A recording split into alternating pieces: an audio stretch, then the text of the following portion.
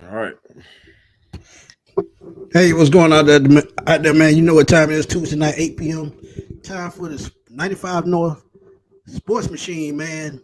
I still got my co-host rocking with me, man. My boy Chris Tip more for A1 Forever, man. And my boy Twisted, y'all know here. We call him Mr. Swag around here in these parts. Because hey, he keeps it real, man. But shout out to those guys, man. And we're gonna have a pretty good show for y'all tonight, man. We're gonna talk about around the NFL, give y'all our Mhm. preview for Tampa and Atlanta, give y'all our X factors, and then to finish it off, prediction as always. But we'll be right back, man. Brief break.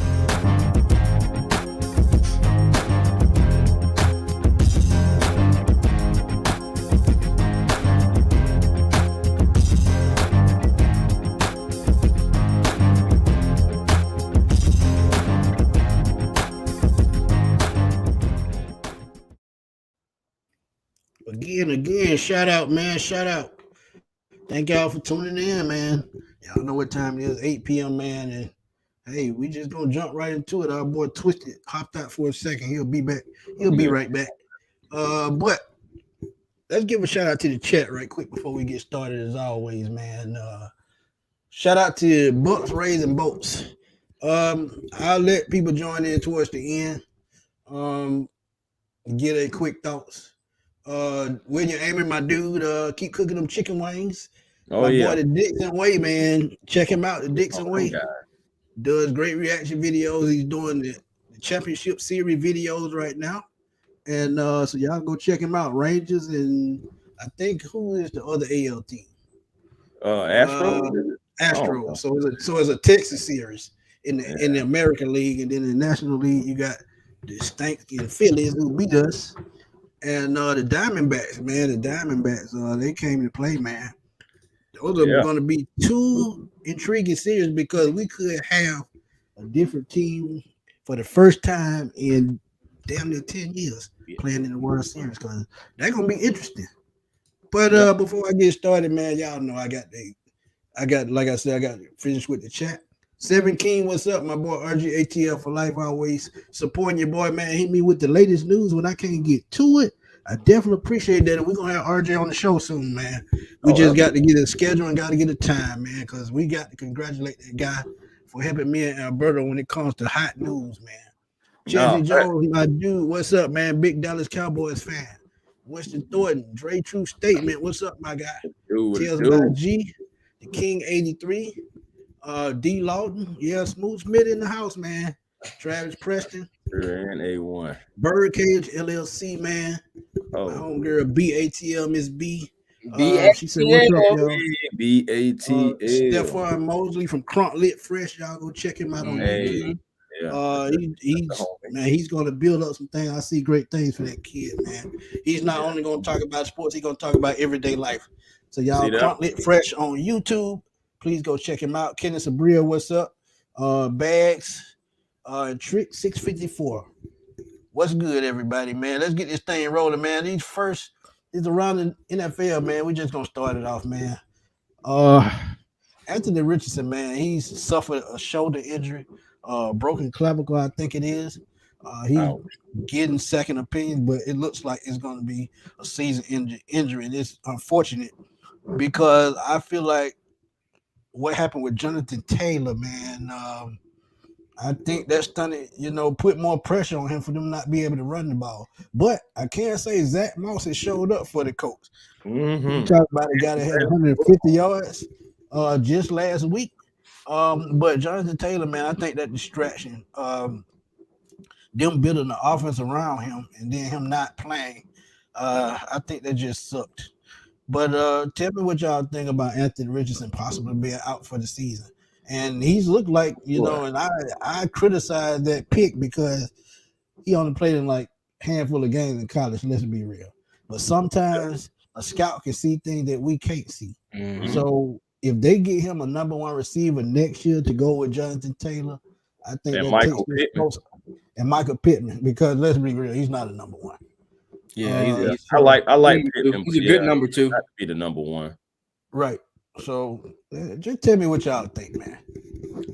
I think Richardson is a good pick for them. like I said in week 2, man, he went versus the Texans and he pretty much beat them himself. QB runs, quick QB draws, QB power.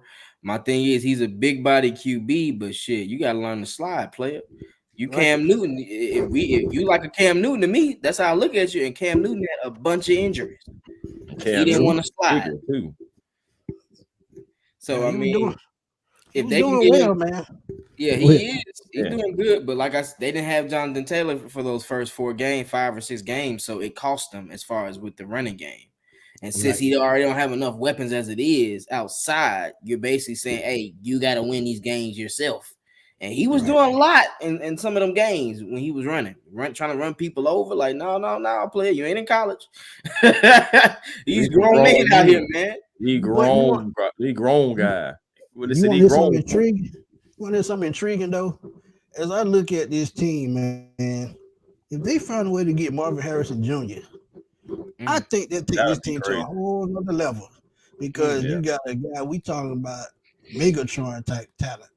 6'3", about 220. That sounds like Julio a lot.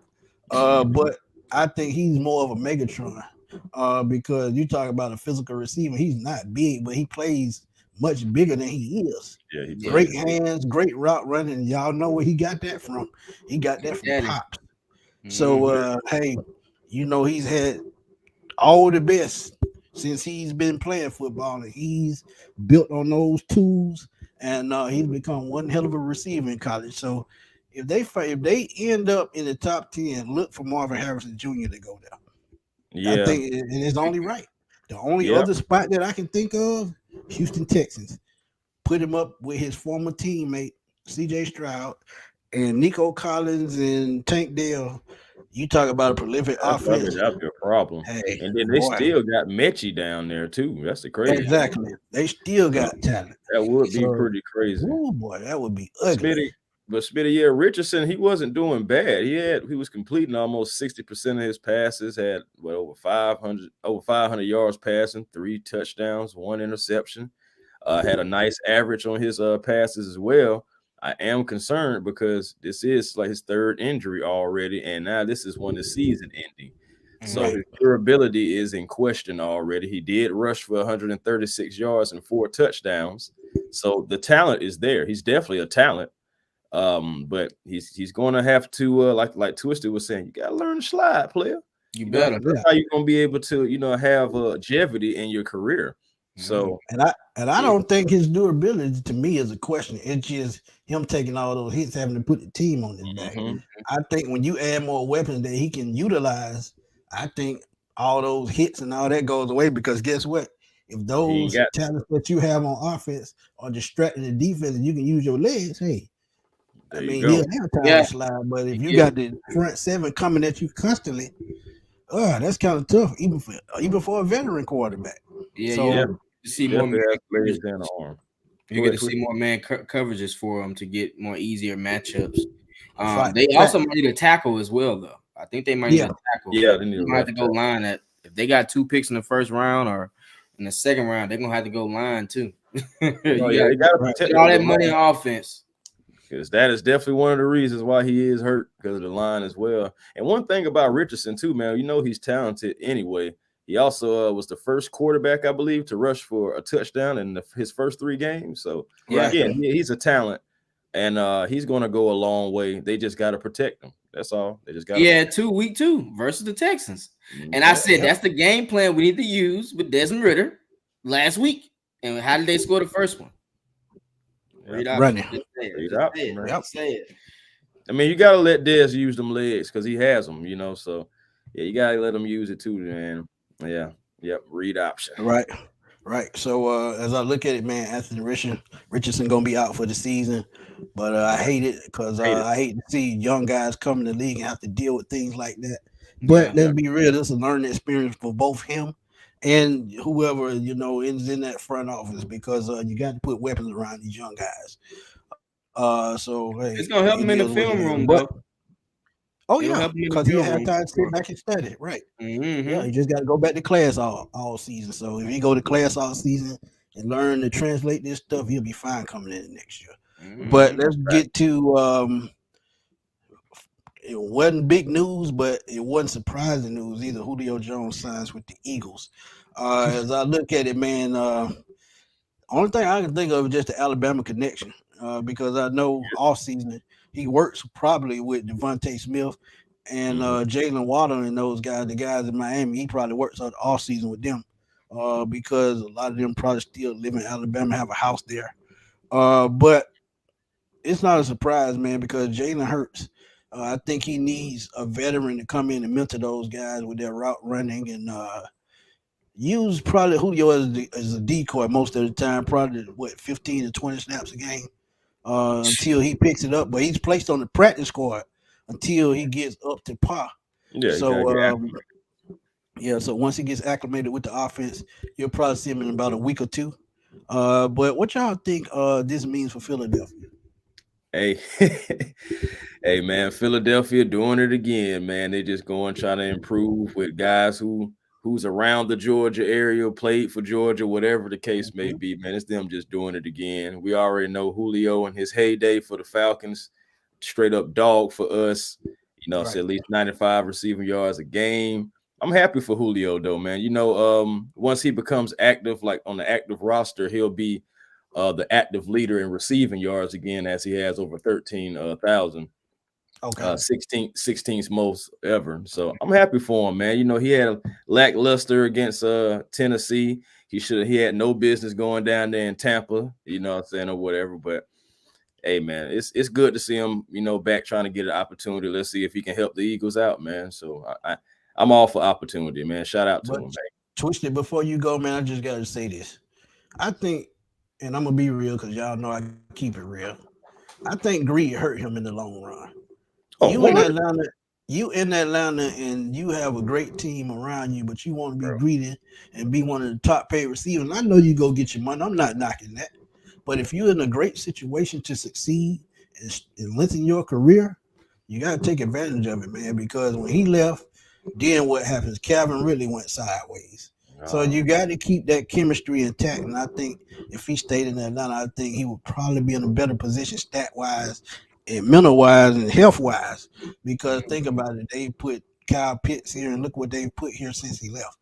So you talk about him the last 3 years, he could be going into his last year on his farewell tour with a pretty good team.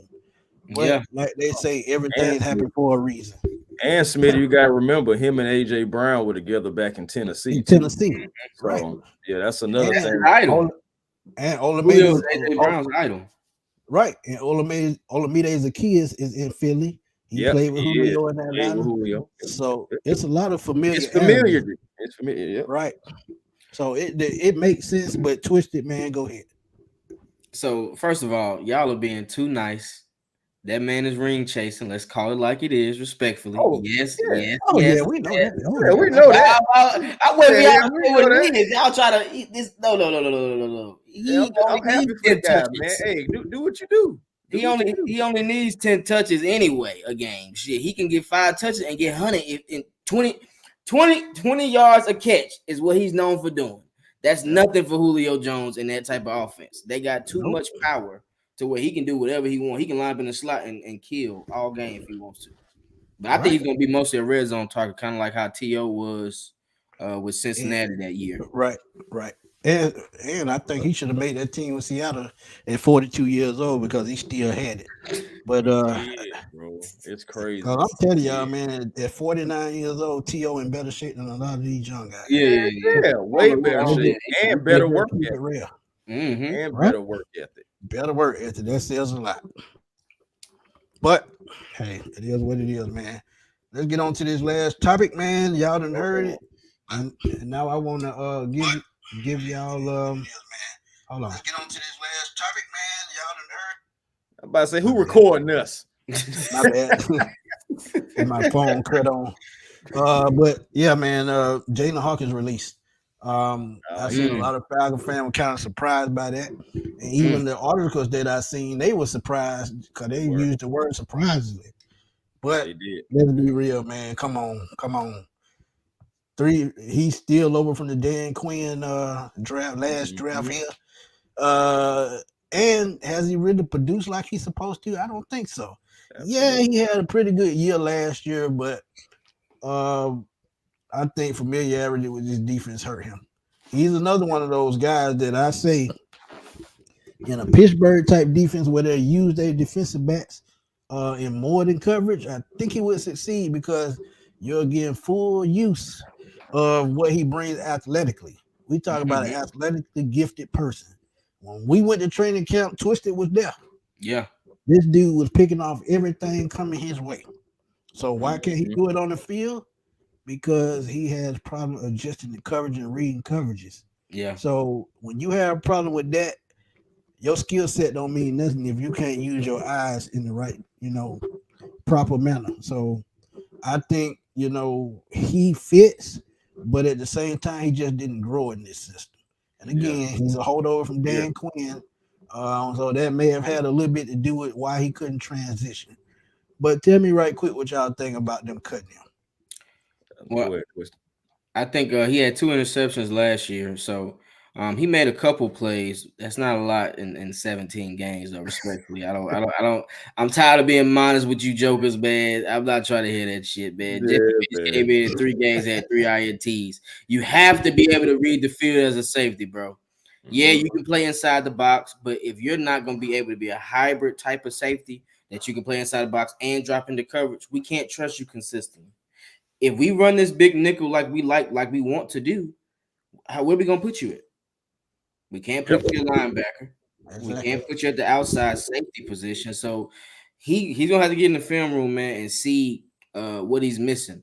Like you said with Pittsburgh, one thing I like about that with Pittsburgh, they really just let them play fast.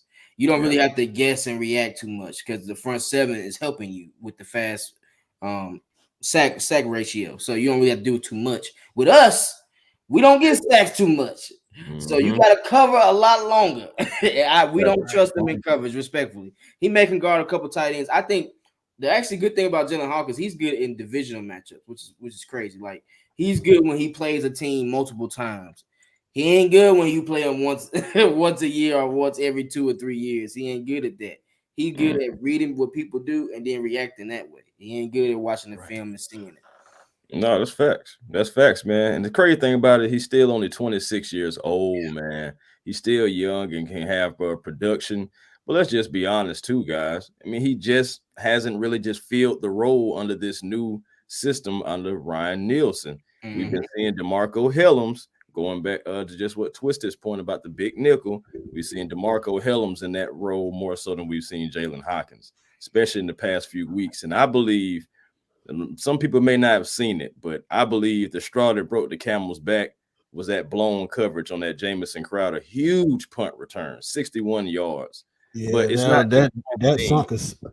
It's not just one thing with Hawkins, but that right there, I feel like was the straw that broke the camel's back, and it was like, all right, look, man, we got to get you up out of here. You only had 3 picks. you only had 3 picks anyway. Excuse me, sir. Don't worry about it. We'll send your stuff to you.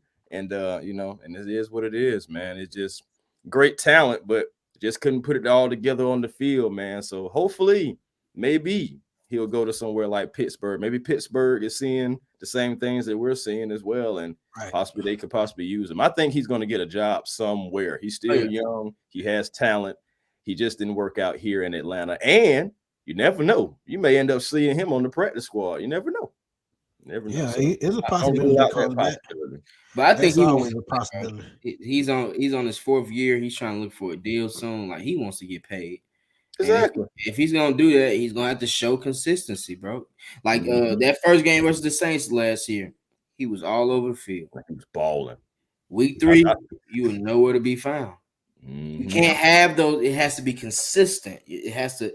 Yeah, you can make mistakes. Richie Grant, he makes mistakes here and there, but he's consistent. He'll get a pass breakup here and there. He'll get a tackle on 3rd down here and there. You have to show up in the film. Jalen doesn't show up. I'm just being honest. He don't. Yeah, Grant will stick his nose in there a little bit too. So so you're right. And I'm gonna be real, man. I think Ryan Nielsen could take some notes from the Steelers if you're running the 3-4 defense.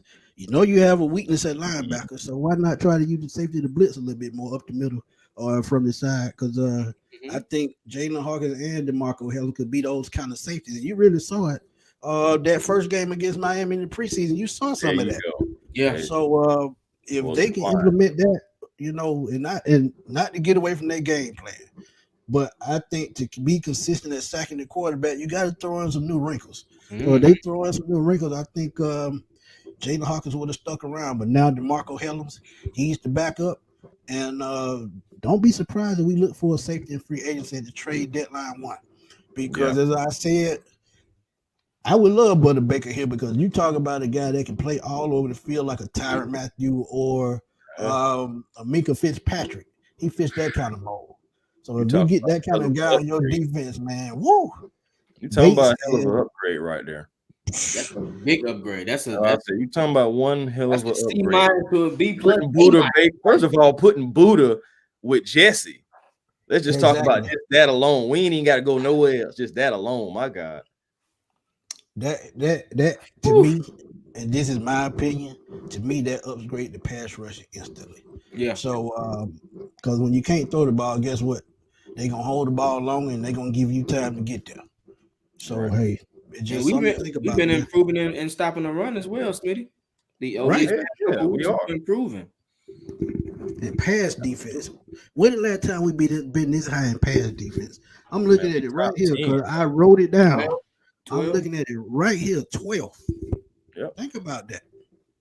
That's 179 yards a game. No, that's fourth.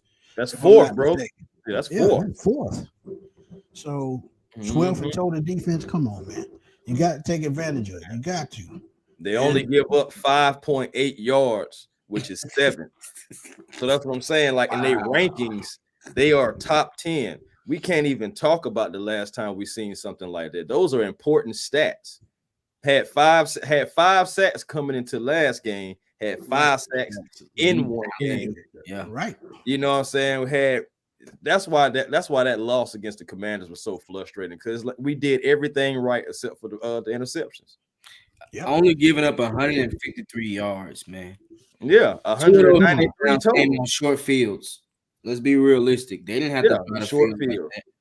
Their running game was stagnant. 22 carries for 72 yards, 3.3 yards a carry. Yeah. Every time they ran up the middle, and see, this is another thing. A lot of Falcon fans been saying. I've been saying, Twisted A1. Y'all been saying, keep Calais Campbell in the middle. Keep him in the middle. When Calais Campbell played in the middle last week. And what happened? He tore it. And what happened? He was killing them. He was killing them. And what else did he achieve? 100 career sacks. 100.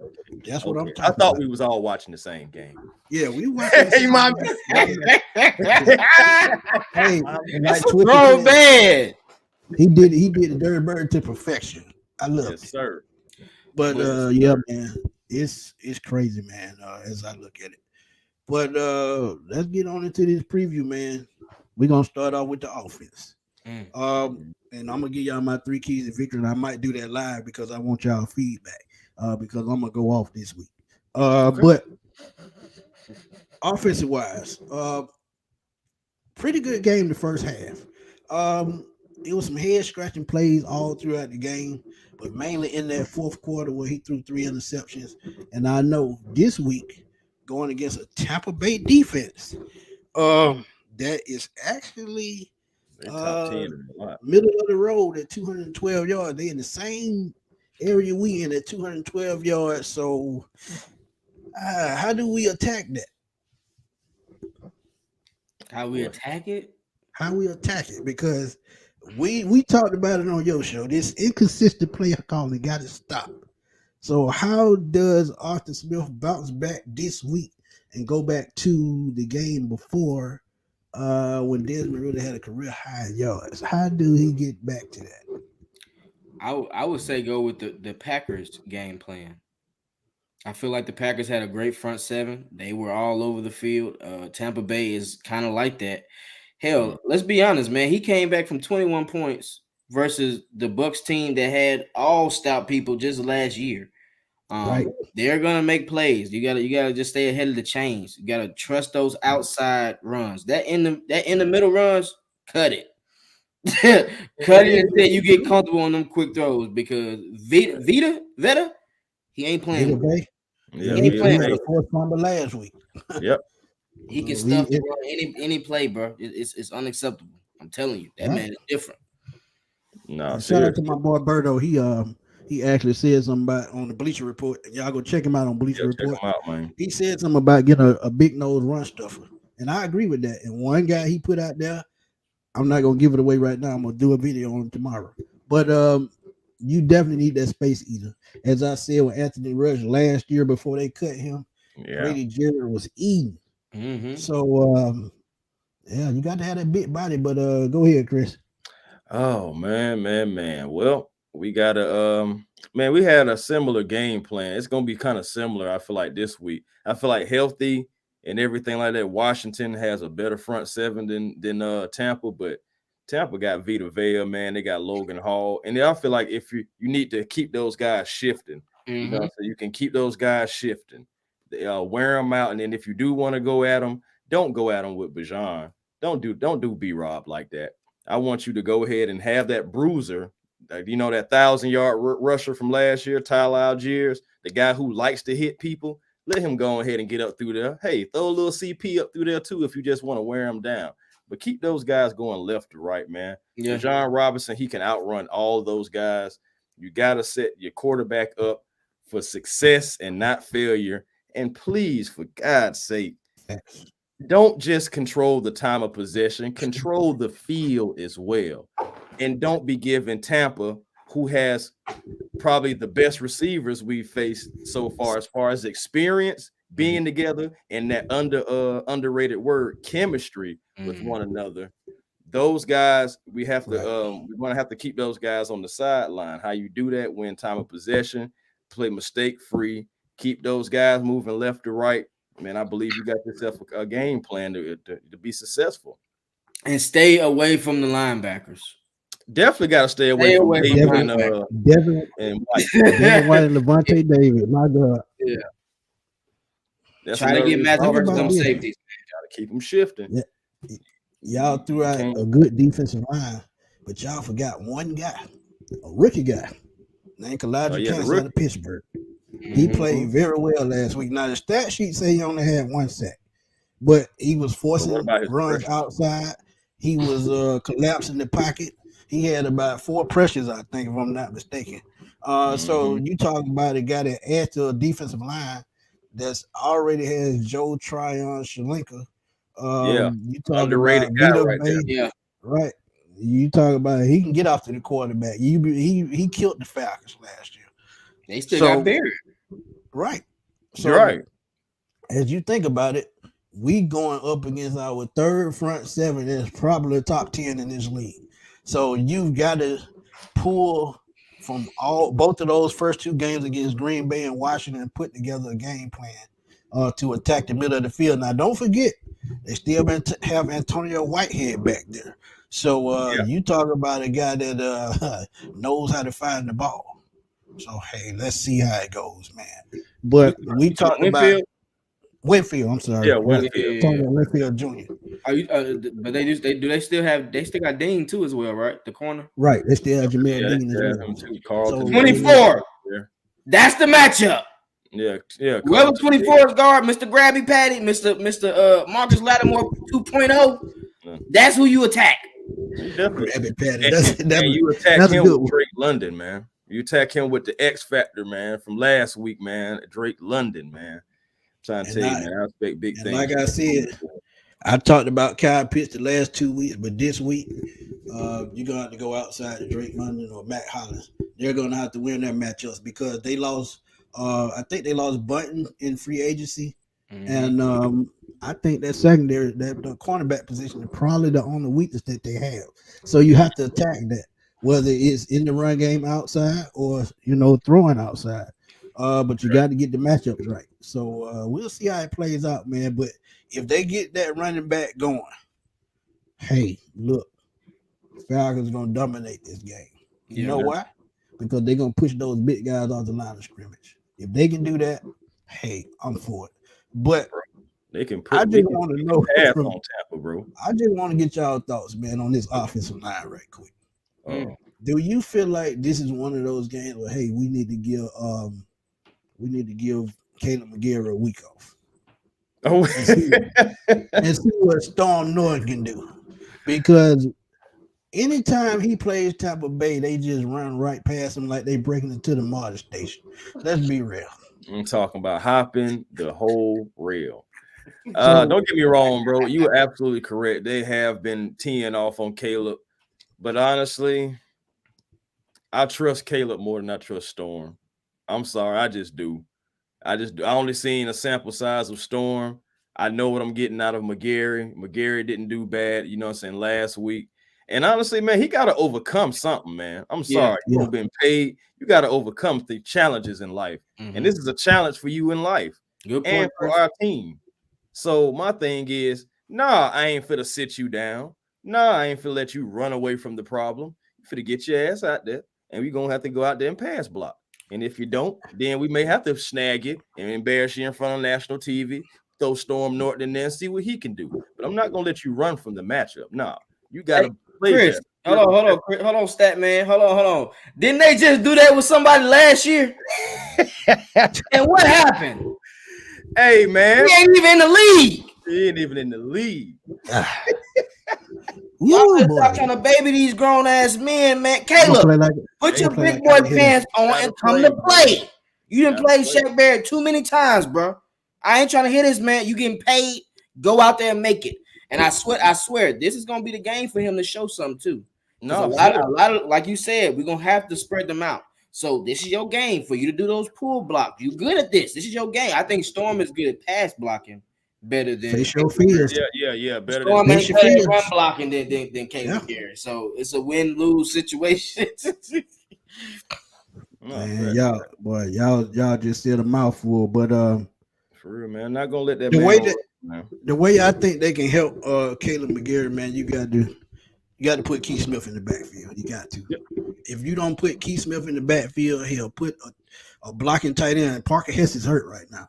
So that's one of the best blocking tight ends. And if you need extra help on the line, bring up John Fitzpatrick for this game. 6'7", about 260 pounds, and he can play good on the outside blocking. What are we waiting on? Plus, I want to keep Jonnu free to be able to catch them passes because, hey, man, Jonnu. Yeah, we know he can.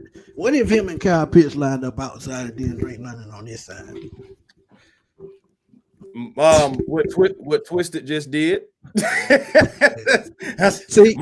He got up before I did, so that's what I'm saying. That's what I'm saying. See, he got to come back. Yeah, there we go. We've been waiting for that. Where is it at, bro?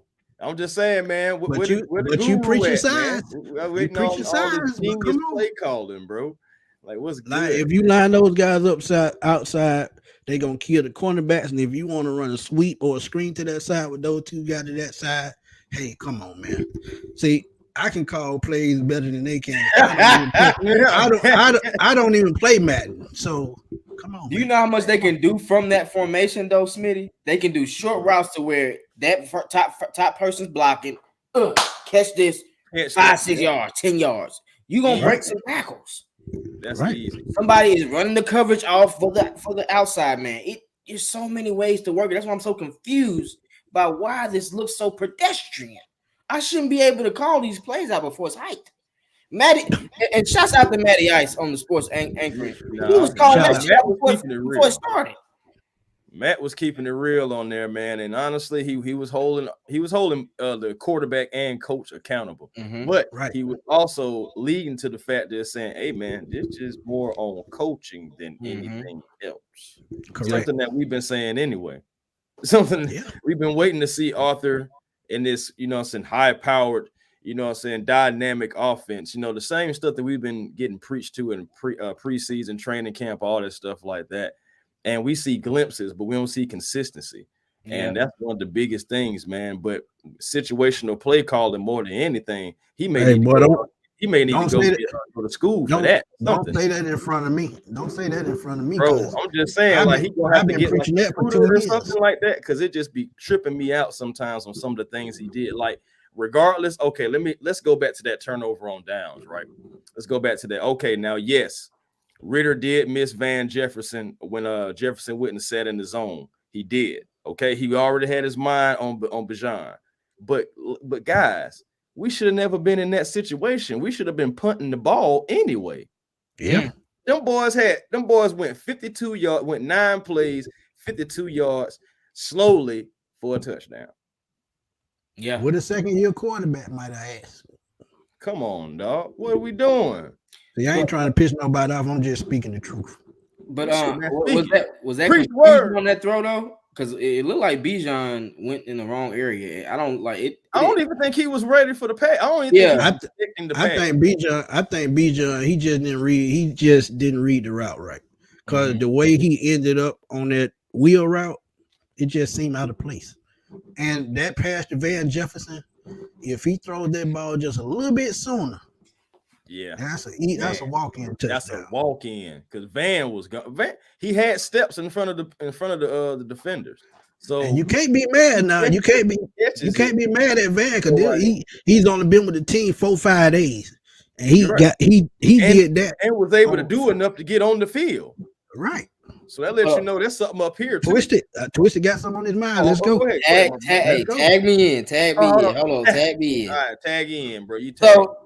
Am I tripping, or did Jefferson kind of slow that down because he's been watching film, seeing that they not throwing that ball deep? He's seen Kyle Pitts do this. Now I know what you're talking about. I know what you're talking about. And he's faster than that now. Y'all know Jefferson's faster than how he was running, right? Go on and let him cook, right? Because he was sprinting, and it did seem like at one point in time he was like, "Oh, wait a minute, the ball coming," and then he. Hey, I'm gonna turn the stove up. Go on and cook, Twisted. Go on and cook. Hey, listen, Desmond. I'm here to tell you, brother. If you don't start taking these deep shots consistently, your receivers are gonna quit on these routes on you, bro. They've shown it week in and week out. Each week they've shown it. And if you watch, don't facial expressions in the red zone when they called Smith doing this. Yeah. What was Jonnu Smith doing? He said, "The hell with this. Let me go to the bench. Y'all playing with me. He walked. Why am I on the sidelines? Like y'all, we gotta do better as coaching and as the QB, bro. You cannot miss these throws, bro. And that changed the dynamic of the game. And let's be honest. Let's be honest. After that missed throw, it looked like we was just fluttering most of them drives. After that. Yeah. Right. You can't miss them throws, bro. And that's called killing confidence. That's all it is. But Joe Ward says, Smitty, is Desmond to blame for anything? Yeah, he's to blame because he got to get back in the film room. As I told y'all, he's still staring down receivers, still not going through his progress like he's supposed to. And sometimes I think he can't even read the coverage that's on the field. And that goes back to coaching. So that's why when I did that video Sunday about Arthur Smith is to blame, period, I meant that. Because he's supposed to be farther than where he is. It's no excuse.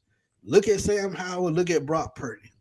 Their offensive coordinators putting them in position to make plays. So you got to do that. We don't got them though. Right. Let's okay, but we thought we had them coaching gurus. We don't. That be real. We just got a rich man. We got a rich man over here, man. Who fault that is though? For putting somebody on the coaching staff that only know how to order DoorDash and pizza from Domino's. Especially, I mean, Arthur Smith is not a developer though. He's not a developer. He's not a developer on the quarterback. Hold on, somebody call me. Hello. Yeah. I know.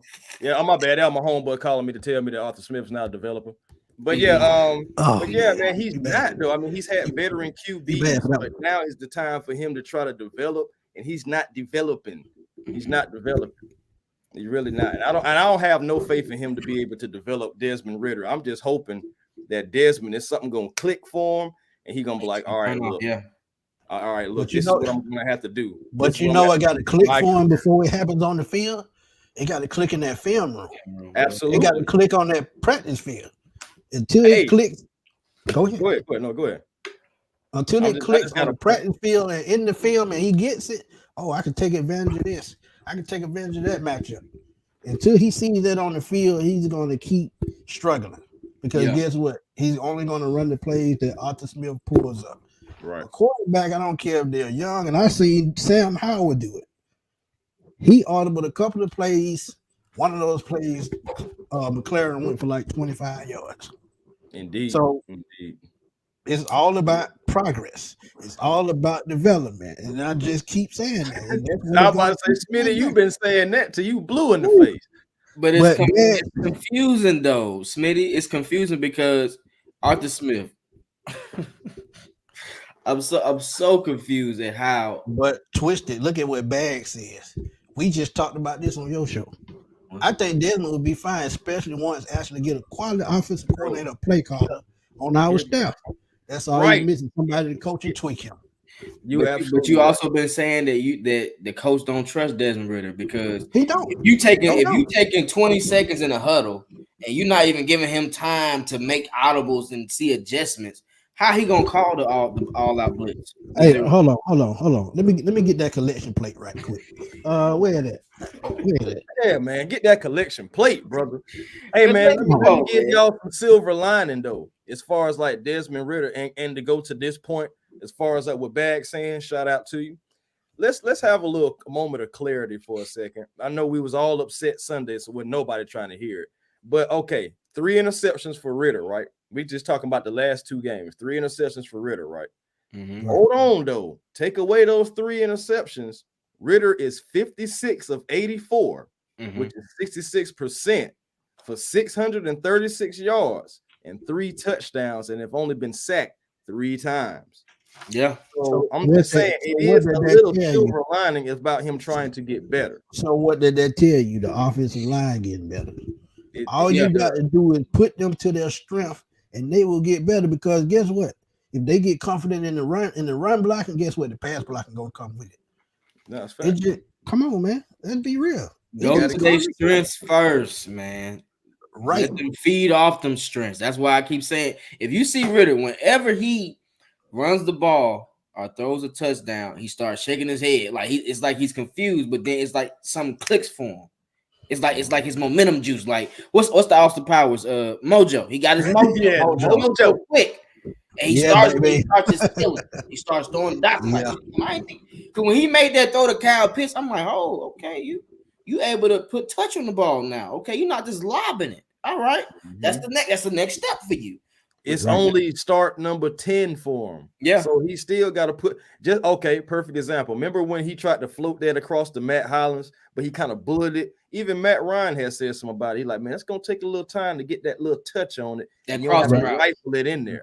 Yeah, on the crossing route. Yeah, on Matt Hollins on the crossing route. And we talking about the run game, and we talking about the run game and how they need to lean on that. The last 2 games, they really, haven't done good, but they still average 119 a game. That's 10th in the league. So that means you still at a spot and at a point in the season where you can still build on that. After 6 games, man, come on. You got to.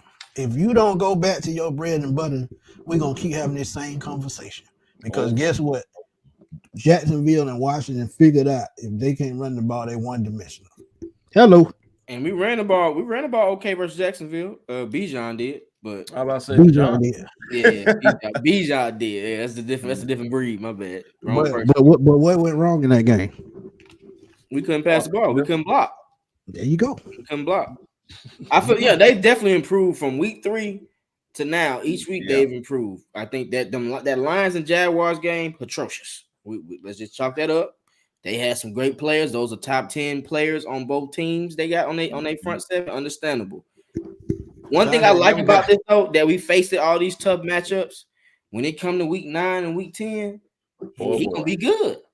Yeah, because he's on the fire. You get a lot of trading, but from some killers. The Packers, the Panthers, every team they face got some hungry players on that defensive side of the ball looking for some money. Yeah, I can't wait to have that trade deadline show because I'm gonna go off. I'm telling you. Man, listen, y'all. Do y'all feel like every game, no matter what it is, no matter who we play, we always need to win the time of possession? You got to. You got to. Because when you're a running team, period, you always supposed to win time of possession. Because guess what? You win time of possession, that tells you about the 4th quarter, that defense is gonna be wore out. Yep. Something that Detroit did. They won time of possession. Tampa only had the ball 23 minutes. They had it 36. Shocker, boy. You on one, boy. Hey, yo. Yeah, Shocker on I'm one. over here trying not to laugh. That is crazy, bro. No, that is hilarious. Hey, Shocker, shout out to you, brother. Peanut butter, no jelly, ham, no burger, defense, no offense. Man, you a fool, bro. No, man, the offense gonna come along, man. It's just gonna come along slowly because, hey, man, buddy. Yeah. Hey, we named Buddy from the fifth floor to a further notice. Let me read this right quick because King Richie, I talked about this on Twisted Show too. Y'all go check out Twisted recap show from last week.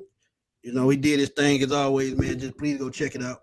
But King Richie said put some plays on his wrist. Falcon flags. He's the only quarterback with no wristband on to have plays ready in case it don't come through the headset. Bro, Smitty, you just said something about that in our post game because how we was talking about DJ Stroud. He got him right here. He got him right here. That's all I'm saying. He ain't waiting on it. See, this is exactly what I mean by he don't trust Desmond. Mm-hmm. You supposed to set that man up to have at least 5 plays that he can run anytime he get in a bind. Hot routes could have been used in that delay of game situation. Exactly. My point exactly. If the Houston Texans trust a rookie quarterback with a wristband, why can't you trust a second-year player? I wait. It makes no sense because Arthur knows he can't develop. He first of all, he don't trust him, and he feel like he can't fully develop him yet. So he was like, all right, I'm gonna call a play or two. But my thing is, I absolutely understood Ritter being upset. Where's my plays? I ain't got no band, so where my plays? I told you spiked the ball and still had to call a timeout. A timeout that could have been used though. Bro, that was one of the dumbest things I ever seen while watching football. Bro, I don't understand. I had never, to be honest, in my 44 years, I had never seen that before. See what I'm saying? Never. And Smitty been watching football for quite some time. Boy, I've been watching football since Dave Archer was the quarterback, and I ain't gonna even get into that. But Dave. When Dave was the quarterback. Yeah. Dave trust Archer. me, I don't seen the highlights. I haven't seen Falcon fans. Y'all spoiled, man. Because if y'all grew up when I grew up, hey, trust me, y'all will be rooting for somebody else, and I know y'all. Because they already do. They already do low key. So they be having separate tees on the back. Oh yeah. Let me go root for Dallas this week, and then I go to Philadelphia.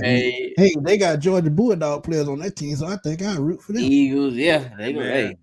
Hey man, there's some people that I know that call themselves Falcon faithful, but they low key Eagles fans. Oh yeah, I don't see certain little stuff, and I'm like, Eagles, huh? I'm like, all right, I don't say nothing though, but I always keep it up here. They say they be like go Birds, but what birds you talking about? Yeah, exactly. Let's go. They try to keep the whole raven. The whole damn raven. They say it's a bird. Oh man, it's about 4 or 5 different birds. Talking about y'all rocking this. Stay y'all talking about y'all rocking this though. Okay, man. Falcons to the wheel fall off for real. But hey, I don't see some crazy junk in my day, boy. But let's switch to the other side on the defense, man. It's gonna be easy. It's gonna be simple. As I look at Tampa's offense, man, as I told y'all, 291 yards a game on the, and that's 25th in the league, so that's not high at all. So as I look at it, this should be another good game because passing wise, they right there we at 212. Running wide, they cannot run the ball at all. Yep. How many yards did they have last week? How many yards did they have last week, Chris? How many yards against Detroit? Last week? I'm sorry, not Detroit. Tampa Bay. 1 second here. I ain't even look at it. He gonna give it to y'all in 1 second. Oh man, they only had. They didn't even have over 60 yards rushing. The most they had was Rashad White at 26, 7 carries for 26 yards, and that was 3.71 per carry. So okay, and everybody and then nobody else had over 10 yards. So I'm gonna play matchup right here. Atlanta to me has a better defensive front than Detroit to me, outside of Aiden Hutchinson. Yeah, so you mean to tell me You can't come in this game against a team that's only averaging 78 yards and make them one-dimensional. You know Baker Mayfield ain't gonna beat you unless he get wide open targets. Now he has 3 good receivers in Mike Evans, Chris Godwin, and the rookie Trey Palmer, who's been down there balling low key. This should be a game that the Atlanta defense just wakes up. We talked about 5 sacks last week against Washington. We got to get to him. With Baker Mayfield, it should be around the same thing. Right. And another thing about those quarterback sacks, just as far as Tampa Bay's offensive line, they don't give up a lot of sacks. They're ranked number 3 in the league on as far as giving up sacks and everything. Right. So they don't give them up much, but you can still get to them. My thing is about Tampa, one thing that I want to capitalize on is when we get in the red zone, we have to score points. Tampa is number 1 in red zone. Like they don't give up red zone. They got defense. You have a 23% chance of scoring a red zone touchdown this year so far against Tampa. We have to score those touchdowns. You got to take advantage of that, bro. You got to. And if they get in and see, this is what I mean by the red zone. And man, you talked about this a little bit earlier. If they that good in the red zone, what do? Draw up plays where you Desmond Ritter led something that they ain't expecting. Going back to what Twister was saying, good old read. Just saying, you gotta use read route. And it too, if you want to run the outside sweep that right down there, I think you can do it. Because guess what? If you run behind McGarry and Lindstrom, I think you got that side if you got Keith Smith in the backfield. So I mean, it's about adjusting, bro. That's all it is. It's about adjusting on defense. And they did that well last week. Every time, like I said, the second half was just a totally different story defensively. When Washington went up 24-16, let's be real. Well, they were up 24-10. But when the Falcons scored their last touchdown, Washington did not score anymore. The defense locked down. So them boys punted like 3 straight times, y'all. And I'm gonna be real. I don't even trust Baker Mayfield to beat the Falcons because what he's done in the past. Football, we should win this game, bro. Yeah, and that's the problem. Mistake-free football. Mistake-free football. I put that first. I'm like, they're gonna bring that pressure, so they could force some turnovers. But hey, we'll see how it works out. But I mean, we thought the same with Houston, and then that game turned out to be something totally different. So I mean, don't get me wrong. I'm not saying that Houston's front 7 is better than Tampa's because I don't think that. But I'm just saying, man, we got to be able to keep these guys off balance. They are veterans. They do have experience in wide receivers and on that defensive 7. So realistically speaking, and last point, and they also are similar, just like you were saying, Smitty, in certain areas. We have the ability and the playmakers to be able to overpower Tampa, man. We just got to show that willpower. We got to be more than competent too, because just being competent alone won't beat Tampa. So we got to have our playmakers do their thing, win those outside matchups, like we was talking about before. We got to win them. We have the talent. You got to attack that secondary, man. And like I said, even though please go after Carlton Davis as much as you can. I know they got Devontae David and Devin White, but you still got to use those tight ends. You still got to use those tight ends. You got to keep those guys off balance. If you can keep those guys off balance in the middle of the field, guess what? You'll be able to run the ball, or you'll be able to use one of your receivers, probably beat them deep. And don't forget, you got a former Bucks on this team that's named Scotty Miller. That probably can take the top off this defense with the way they struggle at corner. So, I would like to take a deep shot with Van Jefferson this game too. Hopefully they can. You got to, man. You got to try to take the top off. You got to keep them honest. You got to keep them out that box. Got to. So 5 sacks last week. Baker has only been sacked 5 times the whole year. So guess what? You might have to put in a little bit of overtime. But guess what? That's what you got. That's what you got, skins and blitzes and all that good stuff for. You got to switch it up, man, on defense. You got, just like offense, you got to switch it up. So coming into this game, man, it's just gonna be critical. But Right, like I said, we ain't got to talk much about defense because I trust the defense because they've been doing their job. And as my boy John Freaky said on Twitter, this defense has played well enough for the Falcons to be undefeated at this point, and he did not tell one lie. Talking about salute on that. So, man, look, we're gonna do the X factor in the predictions, and then after that, man, we're gonna give y'all about 10 minutes to come in and just give us one quick thought, and then we're gonna roll, man. But let's look at the X factors. It's a toss-up for me because as I look at it, last week gave me a little bit more confidence in the defensive line.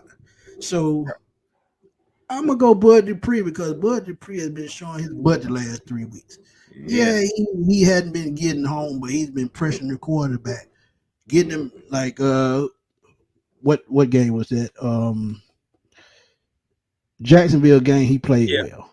Yeah, then he comes back the very next week, plays well again. He played decent against Detroit too, bro. Exactly. He was getting Jerry Goff, outside the pocket. And last week he just showed up. We seen the old Bud Dupree last week. Sack and a half out of those 5 sacks. So Bud Dupree will probably be my X factor this game because if he can put on the performance like he had last week, I think that's a win for the Falcons because guess what? Bud Dupree, he's a master at stripping the football. Mm-hmm. So we can see turnovers, as you said earlier, Chris. Turnovers, we need them. Bud Dupree gets to the quarterback. Hey, guess what? Sacks. So, yeah, man, that's let me get your X factor right quick. Man, I like your X factor about Bud Dupree and just highlighting and shout out to Bud. And before I give my X factor, I want to know one thing from you. As far as how Bud's been playing, and if he continues to improve, as far as like his contract and bringing him back, do you feel like the Falcons could possibly extend him? And just because he's been pressuring and he's been having a high motor, man. And if he continues to get better and those pressures start turning into more sacks, boy, oh boy. I could actually see that. And the reason why, if they re-sign him, I think, how he fits in this system will probably determine where he goes next. The only other team that I can think of, back home to Pittsburgh, back home to Tennessee, and I don't see either one of those spots. The only other team I could see is probably Buffalo. Right. Probably Buffalo.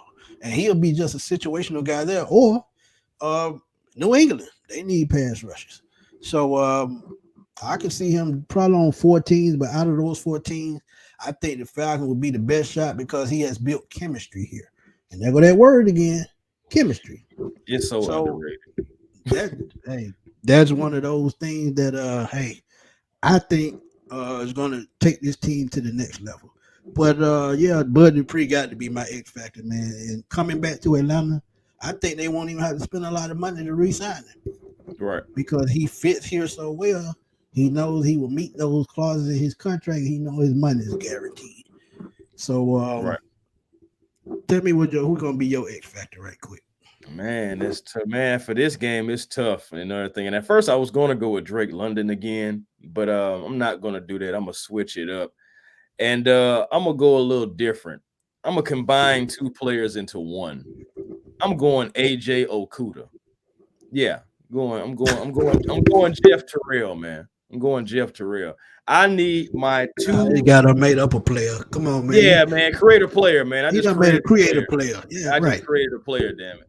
And everything. I need these 2 gentlemen to stick to Mike Evans and Chris Godwin like white on rice. You know what I'm saying? Oh, I need it. I need my corners because last week they did good. They did do good. And they had to do the best that they possibly could on short field. And honestly, I feel like overall they did kind of stop, especially in the second half, as far as like with Scary Terry. They did kind of stop him. Jeff Okuda, going back to the times of Ohio State, man, they was going back at it. And it was beautiful, man. I want to see these guys, though, man. I want to see Jeff Terrell or, I want to see AJ Okuda, man. I want those guys to go ahead, lock in on these guys.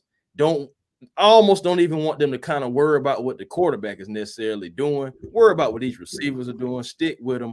I do not want to see Mike Evans go off. I do not want to see Chris Godwin, who I feel like is underrated, similar to Terry McLaurin. I want to see those guys, man. Stick to them, shut them down. Let's go ahead and just get this win, man, for real. Like, it's a few guys we honestly could have went with for this game, but for me, it's my creator player. Timmy Davis said Kyle Pitts and Jonnu Smith. I could definitely see that because, like I said, if they can take those middle linebackers out the game, that opens up run lanes, and I'm all for that. So that would be a good one. Retro G says AJ got to show something, got to have that conversation. Point, exactly, bro, and that's what Chris just said. So exactly. We'll see. My boy Stephon Moe, the crunk lit fresh. So Bates gets one pick this game. Mayfield is good for one. Yeah, he good for one, but Baker Mayfield is one of those guys that can turn it on and turn it off each Sunday. So we don't even know what Baker we getting this week. If we play the defense we've been playing the first 6 games, Baker has no chance. No chance. Yep. Jefferson is my X factor. King Richie. I like that. I can agree with that because they don't expect us to go deep. Good point. 100%. That's what I'm saying, bro. It's so many you really could have went with for this game. I even like shockers. Oh my God, shocker! I'm about to block you. Come on, man. You got to do better than that. But I get where you're coming from. If he's the X factor and he's consistent with his play call, putting Desmond Ridder in the best position to make the right throws, yeah, I can see that. But the way he's been calling game the first 6 games, this is going to be a tough one. But this is actually a good game. Because if he can do it against a tough defense like Tampa, I mean, he can do it the rest of the year. He's just got to be consistent. So that's a great point. But, hey, man, bring up Millie Mills real quick. Shout out to him, too.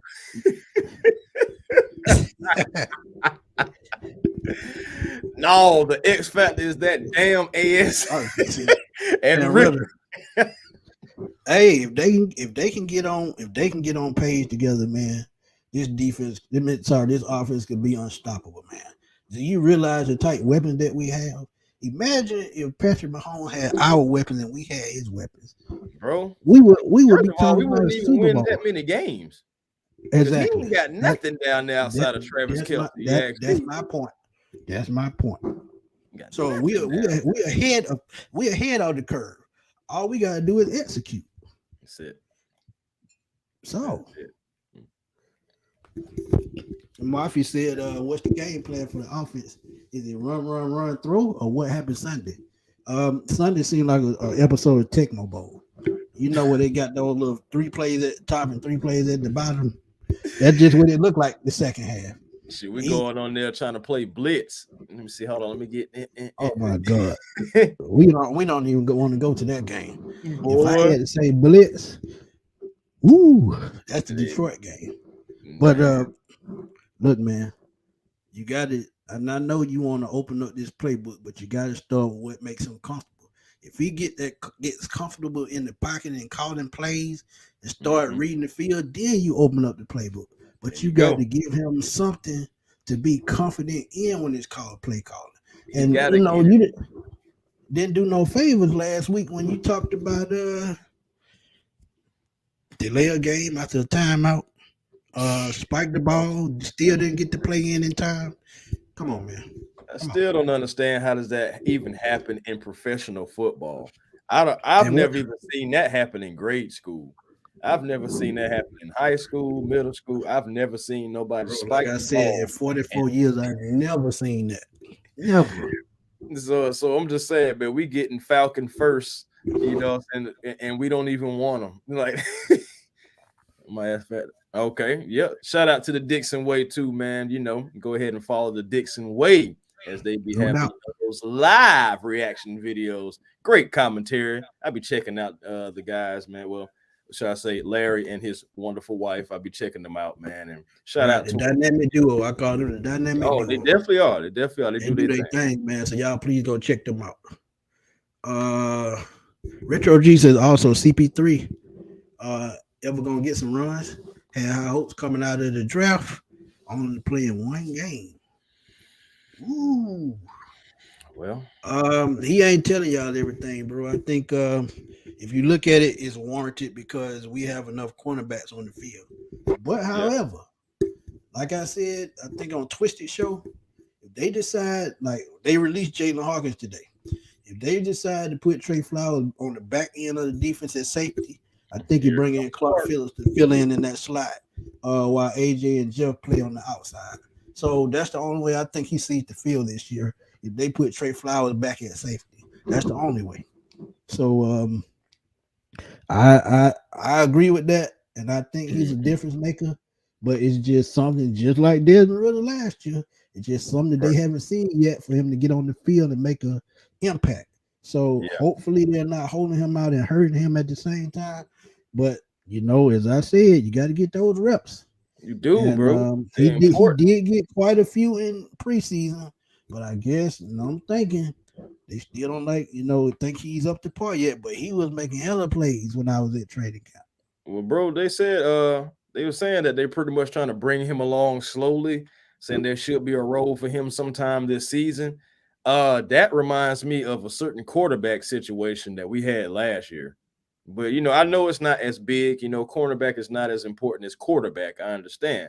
But I'm just saying, I don't want to start waiting until the last 4 games and all of a sudden now we're seeing Clark, or us not in positioning for the playoffs or something, and all of a sudden we see Clark. I don't want to see that. And this is a big game, though. This is right here is a big game just because, first of all, we took our first home loss. Ritter took his first home loss since high school and everything, which is a phenomenal feat, by the way. But besides all that, man, we got to win on the road. We got a lot of road games coming up. And honestly, it starts here. We got back-to-back road games, and we are defeated on the road. So, and what's crazy about this week and next week? This week, I think we play a team that's strong on defense, but they're kind of still coming along on offense. Now they have some weapons at receiver, and if he had time to get those guys the ball, hell, with Falcon gonna be in trouble. But as I go to Tennessee next week, that should be an easier game, and I don't like to use the word easy, but the offensive coordinator they have is similar to Arthur Smith. So you pretty much know what they're going to run. They're probably going to be without Ryan Tannehill, and they're going to have Malik Willis. So that should be a winnable game as well. But we'll talk about that when we get there. Yeah, but right quick, man, let's throw out these predictions, man. Y'all in the chat, throw out y'all predictions, and we'll read a couple of them. But I'm going to let you take your prediction first because I'm still scratching my head a little bit. Because this game, to me, this game is evenly matched. In a lot of areas, you're right. So you're right. Okay, so I'm going to go. I'm gonna kind of use the analytics just a little bit, but I'm going to say 21-17. What the heck? Hold on, wait a minute. Come on, Dr. Ganja.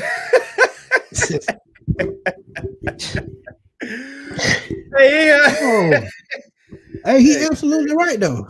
I didn't hope to get cut, but Felipe Franks on the team. What Felipe Franks gonna do? I guess he's gonna be teaming up with David Gone and ordering DoorDash. I'm gonna go 21-17 though. Falcons, went on the road. Dixon Way, he agree with you. 21-17. Yeah. Timothy Davis said we must win on the road. Absolutely. RGATF for life said 17-14. That's very reasonable too. Bags at 24-17. Dr. Gundry 23-21, 2-point game. Last second field goal. I can see that. Even Winston Thornton says 2017. I almost said win with a field goal. I almost said that. We got Shaka says 17-16. 1 point game. Stephon says 27-24. So I mean, and I'm right there with them though. And the reason why, it's a division game. Division games are always hard, and I've been saying it since I've been talking football.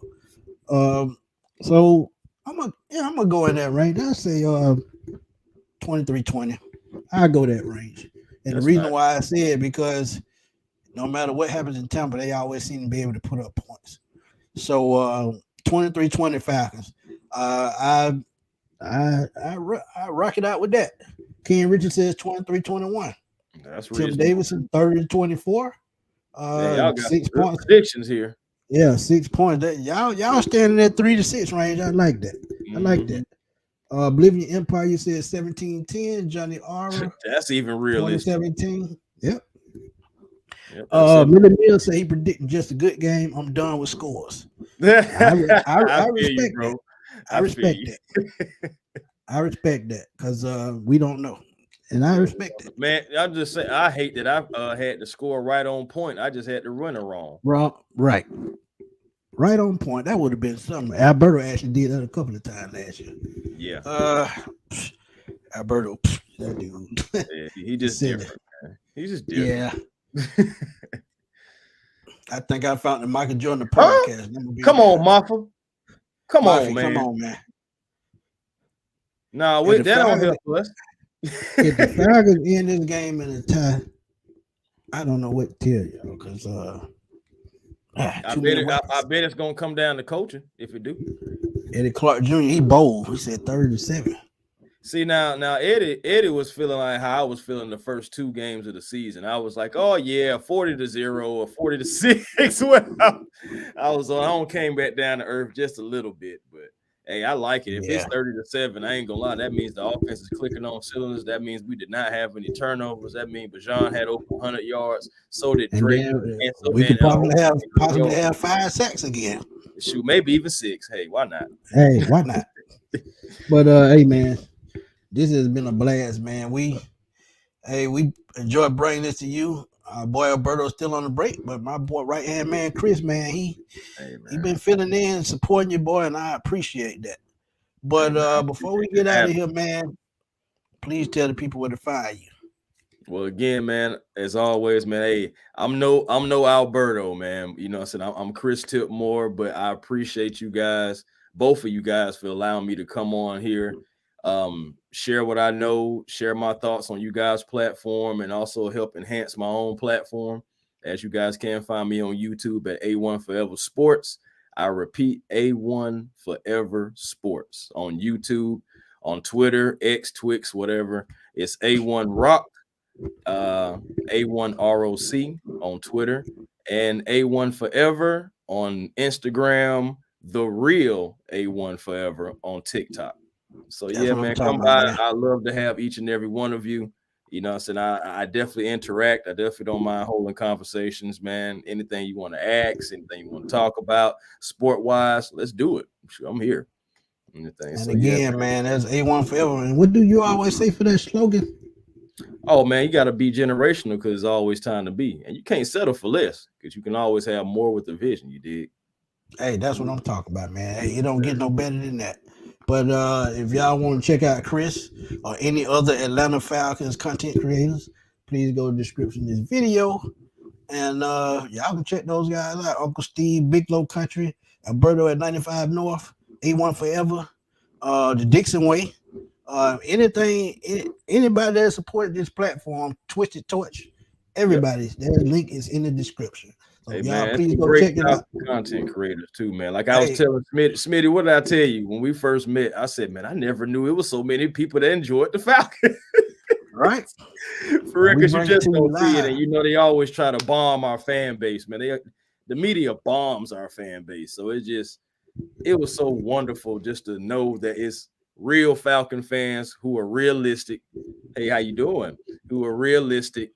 And, you know what I'm saying, guys who just enjoy the team, who want to talk about the team, and whether they do good, whether they do bad, in between, regardless. And I enjoy the fact that, you know, we just keep it real about our team, man, you know, so. Right. And, of course, we can't do any of this without the chat, man. We can't. Without y'all, man, we nothing, straight up. So it's just appreciate you guys as well. Again, Smitty, thank you again for always having me, man. And shout out to Tiff Rain, man. She's a big supporter, man. She's always sharing my work on Facebook and supporting your boy. She's always taking pictures, so she's always out in the crowd and she stands out. So shout out to her because she's a fan favorite, man. So check out. She does content on Facebook, so y'all please go check out. But right quick, man. I got to say this right quick. Arthur Smith, get it together because your rope is getting tighter and tighter by the game. So we're going to have trust in you to win this game and bring it home, and that's what you need to do. Point blank, period. But y'all know where to find me, man. Smitty Sports Machine on YouTube, Spotify. Find me at FatBoySlim_21 on Twitter, and you can see it right there up under next to my name, Smooth Smitty. That's where you find me at on Twitter, and you can find Chris on Facebook and Twitter because he does his thing, man. Because hey, he fly. What can I say? Man, I appreciate it, man. I really do. But I'm still humble at the same time. I promise you. I remember where I come from.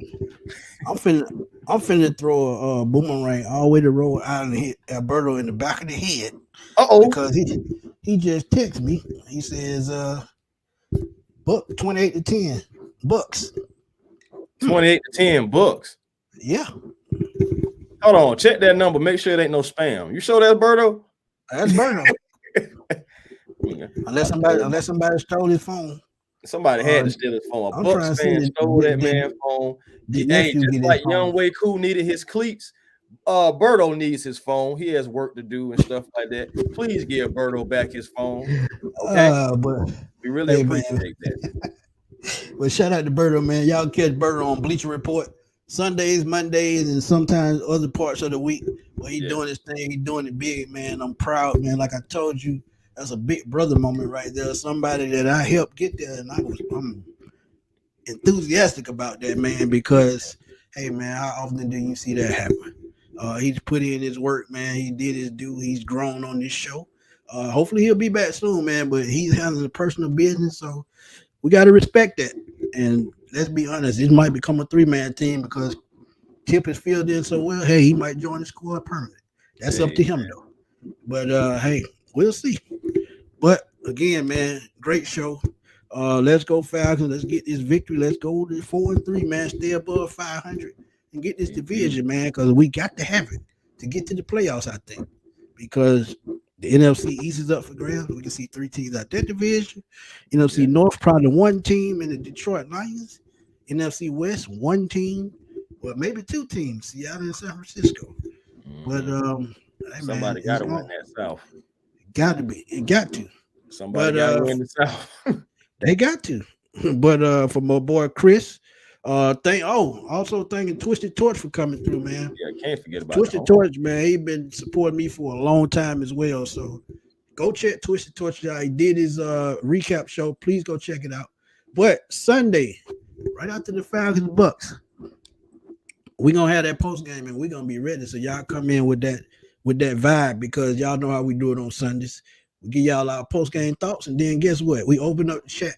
And we had a great chat last week, man. We stayed on almost 2 hours. Well, over 2 hours. Yeah, we did. We had a great chat, man. So y'all please come through Sunday after the Atlanta Falcons Tampa Bay Buccaneers game. That game at 1 o'clock or 4 o'clock? I believe it's at 4. I need to double check that too, because I need to set my schedule accordingly. Right. But yeah, I think it's real quick while we still here. Real quick, it's 1 o'clock. It's a 1 o'clock game. Good. So we'll see y'all at 4:30 on Sunday. And hey, for my boy Chris, your boy Smitty, and everybody in the chat, thank y'all for tuning in. We will holler at y'all soon, man. Sunday will be here before you know it. Oh, and also for Mr. Swag or Swaggertron, whatever y'all like to call Twisted Torch, man. Shout out to him as well, man. And no doubt, man, no doubt. But we're gonna roll on out of here, man. Let's get this credit rolling.